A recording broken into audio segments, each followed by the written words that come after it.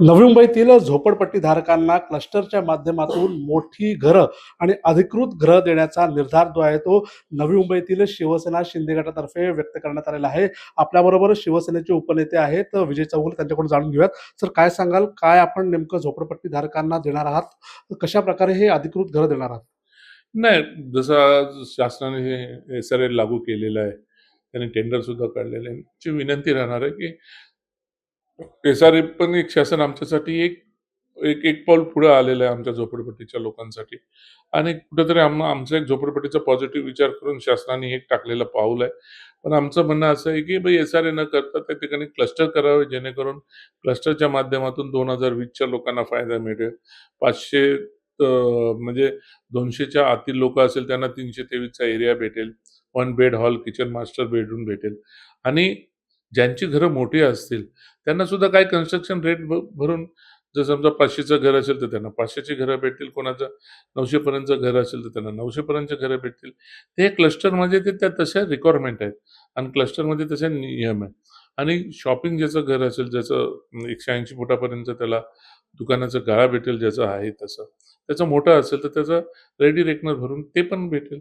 म्हणजे क्लस्टरमध्ये संपूर्ण पॉझिटिव्हपणे सर्व गोष्टी करता येतील.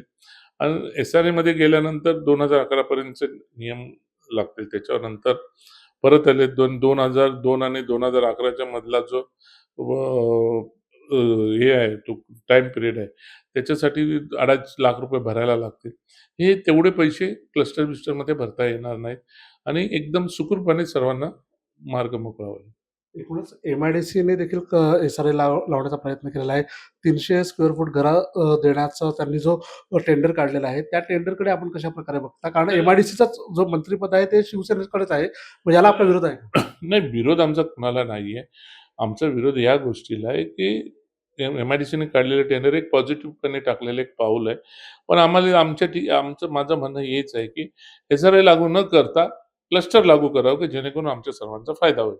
दुसरीकडे वनमंत्री गणेश नाईक देखील 300 स्क्वेअर फूट घरांना विरोध करत आहेत.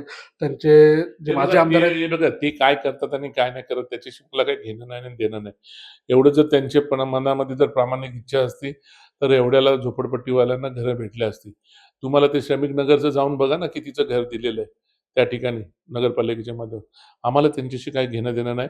आम्हाला आमचं म्हणणं एकच आहे, MIDCनी आमच्या ठिकाणी MIDC प्राधिकरण आहे, तर MIDC प्राधिकरणाने MIDCनीच आम्हाला ही घरं बांधून द्यावी आणि ती क्लस्टरमध्ये बांधून द्यावी, अशी आमची आमची आग्रहाची मागणी आहे. माजी आमदार संदीप नाईकांनी मोर्चा काढण्याचा इशारा दिलेला आहे या विरोधात. त्याबद्दल काय सांगाल? आम्ही काय बांगड्या भरलेल्या आहेत का? आम्ही पण मोर्चा काढू. आम्ही मंत्रालयावर मोर्चा काढू.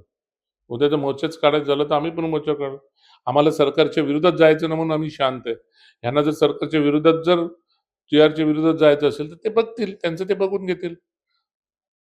एकूणच क्लस्टरच्या माध्यमातून मोठी घरं देण्याचा जो निर्धार आहे तो या ठिकाणी शिवसेनेतर्फे करण्यात आलेला पाहायला मिळतोय. सिद्धेश म्हात्रे, LS मराठी, नवी मुंबई.